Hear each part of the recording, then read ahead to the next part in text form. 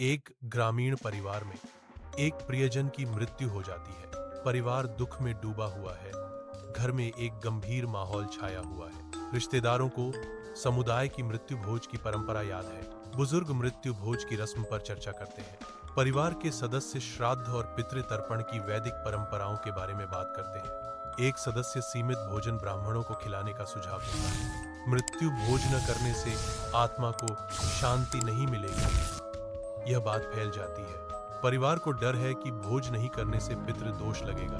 ग्रामीण मृत्यु भोज की तैयारियों के बारे में पूछताछ करते हैं। सामाजिक दबाव बढ़ता है। लोग तिरस्कार की बात करते हैं। परिवार की आर्थिक स्थिति कमजोर है, फिर भी उन्हें तैयारी करनी चाहिए। वे महंगे व्यंजन, तंबू, बर्तन और एक चंदवा की व्यवस्था करते हैं। पंडित भोज अनुष्ठानों और धार्मिक पहलुओं के बारे में बताते हैं। परिवार को ठान लेना पड़ता है, गहने गिरवी रखने पड़ते हैं या बचत खर्च करनी पड़ती है।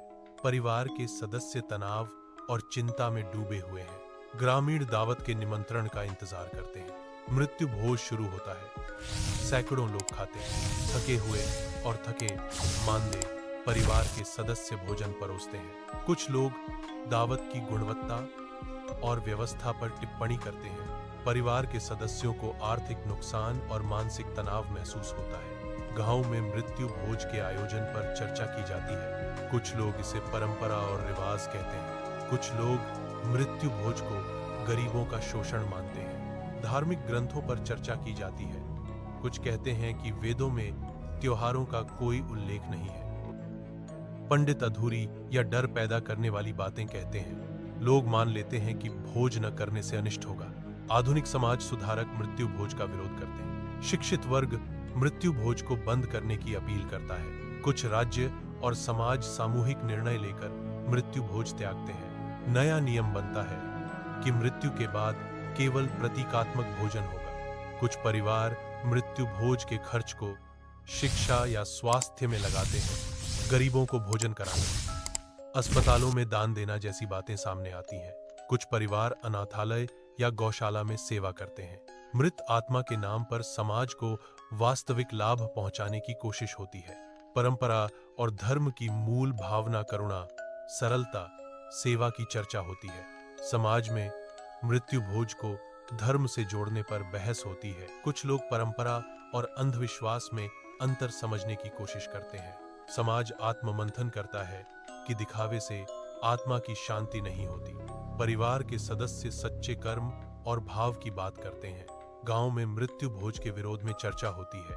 कुछ लोग कहते हैं कि शोक के समय दिखावा नहीं, संवेदना और सेवा ही धर्म है। समाज में जागरूकता बढ़ती है। लोग मृत्यु भोज सीमित करने की सोचते हैं। कई परिवार मृत्यु भोज छोड़ने या बदलने का निर्णय लेते हैं। गांव में नए बदलाव की शुरुआत होती है। मृत्यु भोज की जगह सेवा और दान का आयोजन होता है। गरीबों को भोजन कराया जाता है, वृक्षारोपण किया जाता है, अस्पताल या अनाथालय में दान दिया जाता है। समाज में सकारात्मक बदलाव की चर्चा होती है। परिवार को समाज से भरपूर सहयोग और सम्मान मिलता है। दुख की इस घड़ी में समुदाय उनके साथ खड़ा है। मृत आत्मा के नाम पर सच्चे पुण्य के कार्य होते हैं। लोग गरीबों को भोजन कराते हैं और दान करते हैं।